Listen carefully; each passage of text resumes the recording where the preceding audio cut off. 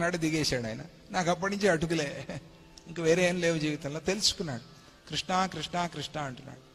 అంటే వాళ్ళ ఆవిడికి తెలిసిందిగా వార్త, ఏమండి మీ ఫ్రెండ్ చాలా పెద్దవాడు ద్వారకాధీశుడయ్యాట, ఆయన దగ్గరికి పోయి ఒకసారి అడిగితే ఆయన ఏమైనా ఇవ్వకుండా పోతాడా, ఒకసారి పోయి అడగండి అంటే, లేదు లేదు అలా మనం బాగున్నప్పుడు వెళ్ళాలి, బాగలేనప్పుడు వెళ్ళకూడదు మిత్రుడి దగ్గరికి, అది అవమానం, కష్టం కూడా. ఆయన ఏం అడుగుతాను నేను, ఆయన అడిగినప్పుడు ఆయనకి తెలుసు సీక్రెట్, బయటికి చెప్పలా. ఆయన అడిగినప్పుడు అటుకులే పెట్టని అయోగ్యుణ్ణి నేను ఆయన దగ్గరికి పోయి ఈరోజు అష్టైశ్వర్యాలు కావాలని ఏం అడిగేది? అటుకులు కూడా పెట్టని వాడు అష్టైశ్వర్యాలు అడిగితే బాగుంటుందా? ఆయన ఇస్తాడు, అడగకుండానే ఇస్తాడు, పర్లేదులే అంటాడు. అలా కాదండి, ఇది ఎవరికైనా చెప్పాలి కదా, నా అమ్మాయినా అడగందే పెడుతుందా, మీరు పోయి ఒకసారి కృష్ణుడికి చెప్పండి అని అంటే, అప్పుడు బయలుదేరేటప్పుడు ఏదైనా ఉంటే తీసుకెళ్తే మంచిది కదా, ఏమైనా ఉన్నాయా? ఆవిడ వెతికితే ఏమీ లేవు. ఏదో ఉంటుంది చూడు అంటే వెతికితే ఆ డబ్బాలో ఎక్కడో అట్టడుగున అటుకులు ఉన్నాయి. మళ్ళీ అటుకులే తీసి ఆయన వస్త్రంలో కడితే దాన్నే మోసుకుని వెళ్ళాడు ఆయన.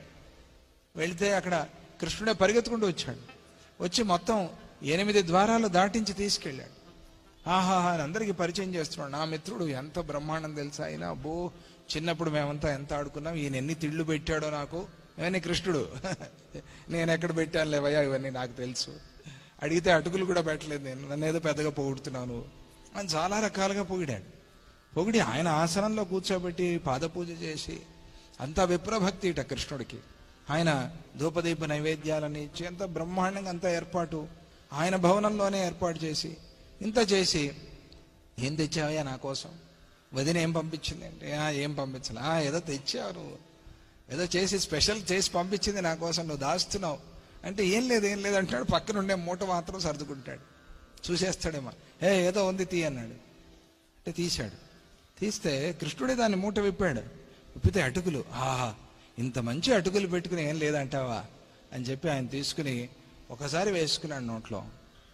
వేసుకుని మళ్ళీ రెండోసారి వేసుకుందాం అనుకునేలోగా వచ్చి రుక్మిణీదేవి చేపెట్టేసుకుని, స్వామి ఈ ఒక్కసారి అటుకులు వేసుకోవడంతోనే నువ్వు మొత్తం వైకుంఠం అంతా కూడా రిజిస్టర్ చేసేసావు ఆయన పేరు మీద, అయిపోయింది. నువ్వు అటుకులు తింటే ఆయన చేతుల మీద ఆయన పేరు మీద రిజిస్టర్ అయిపోయింది ఇప్పుడు ఆల్రెడీ వైకుంఠం. ఇంకా మిగిలింది నేనే, వైకుంఠ లక్ష్మి వెళ్ళిపోయింది, ఇంకా మిగిలిన శ్రీలక్ష్మి నేనే. నువ్వు ఇంకోసారి తింటే నేను వెళ్ళిపోవాలి ఆయన వెనకాల, ఇంకేం లేదు నా దగ్గర ఇవ్వటానికి. అష్టనిధులు ఇచ్చేశా, అష్టైశ్వర్యాలు ఇచ్చేశా, ఇంకేముంది నా దగ్గర? లక్ష్మీ అమ్మవారు అంటుంది నా దగ్గర ఏముంది ఇవ్వటానికి, నేనే వెళ్ళాలంతే. కాబట్టి వద్దు స్వామి అంటే నవ్వి సర్లే అయితే అన్నాడు ఆయన. అని ఆ కుచేలుడికి అంతా చేయాల్సిన ఉపచర్య అంతా చేశాడు. ఆయన బాగున్నాడు కొన్ని రోజులు ఉండి, తర్వాత వెళ్ళొస్తాను అంటే వెళ్ళిరా అన్నాడు అంతే. ఆయన ఏం అడగలే, ఈయనేం చెప్పలా, వెళ్ళిరా అన్నాడు.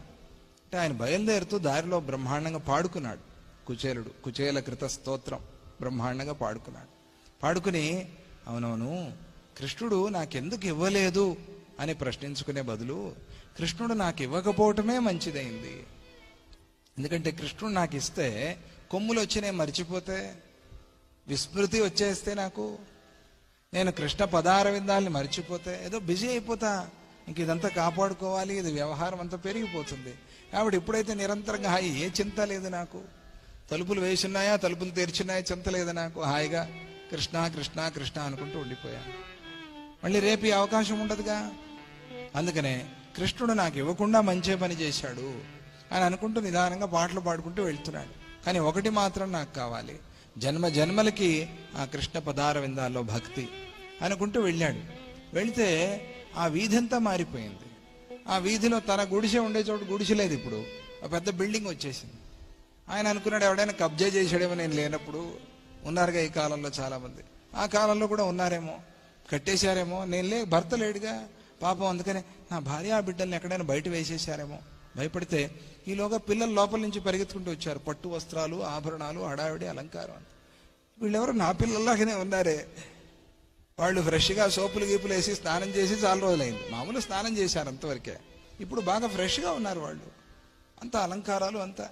ఎవరు ఈ పిల్లలు, ఏం కథ, నా పిల్లల్లాగానే ఉన్నారు, పైగా అంతమందే ఉన్నారు. మళ్ళీ చూస్తుంటే లోపల నుంచి ఒక ఆవిడ వచ్చింది, ఏమండి వచ్చేసారా మీకోసం ఎదురు చూస్తూ, ఈవిడెవరో వచ్చి నన్ను భర్త అంటుంది. కంగారు పడి, ఎవరమ్మా నువ్వు, ఎవరేంటండి మీ భార్యను నేను ఇదేంటి ఇదే ఆవిడ ఆభరణాలు, ఆవిడ పట్టు చీర, అంతా అలంకారం బ్రహ్మాండంగా. ఆశ్చర్యపోతుంది, ఇదేంటి ఇది, ఏమైనా వేరే పెళ్ళి ఏమైనా? నేను లేను కదా. ఆయనకు అనుమానం వచ్చింది, అడగలేదు పాపం కుచేలుడు, ఏమిటి ఏమైనా మారిపోయింది, ఆస్తిపురుడిని ఎవడైనా పెళ్లి చేసుకున్నావా అని. భూమి అంతా ఆవిడ పేరు మీదే ఉంది, ఆయన పేరు మీద రాసేసి ఏమైనా అనుమానం వచ్చింది. ఆయన, ఎవరు నువ్వు, ఏంటమ్మా కథ? అయ్యో కాదండి, నేను మీ భార్యనే అంటున్నాను.